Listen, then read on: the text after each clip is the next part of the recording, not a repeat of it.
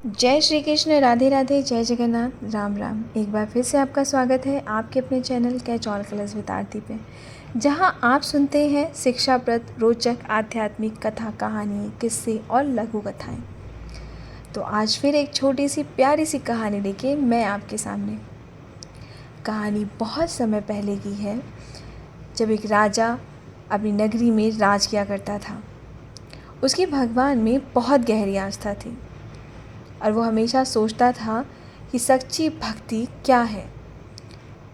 ज़्यादा पूजा पाठ और भगवान में आस्था रखने के बावजूद हमेशा उसका दिमाग इसमें ही लगा रहता था कि आखिर सच्ची भक्ति है क्या और मैं उसे कैसे प्राप्त कर सकता हूँ। इस विचार में वो दिन रात तल्लीन रहता था, सोचा करता था इस बारे में। एक दिन राजा एक प्रसिद्ध संत के दर्शन के लिए गए और उनसे यही सवाल पूछा कि हे महाराज, सच्ची भक्ति है क्या।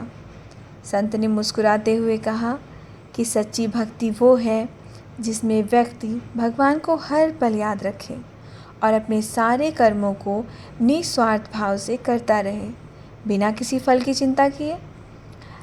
राजा ने फिर से उत्सुकतावश पूछा कि लेकिन महाराज, ये कैसे संभव है?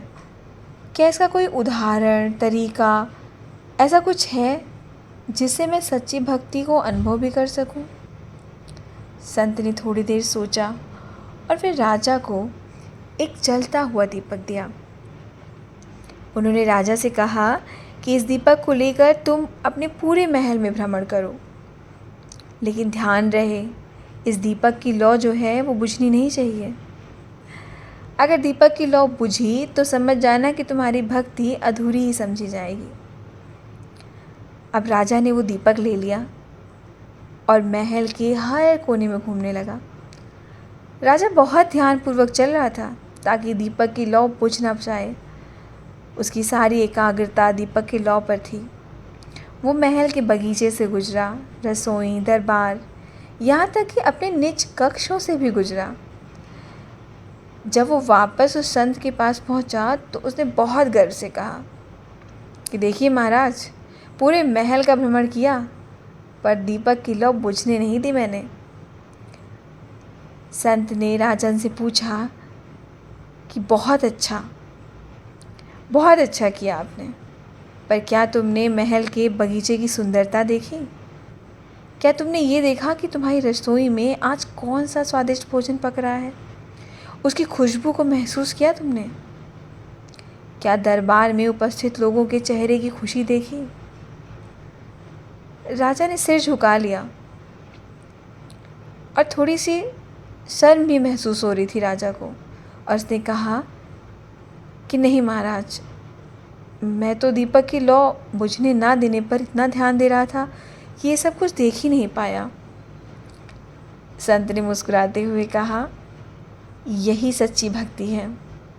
जैसे तुमने दीपक की लौ पर ध्यान केंद्रित किया और बाकी सब कुछ जो भी तुम्हारे आसपास था वो तुम भूल गए, वैसे ही अगर जीवन में तुम हर अपने कार्य में भगवान को याद रख के निस्वार्थ भाव से कर्म करोगे ना, तो यही सच्ची भक्ति है।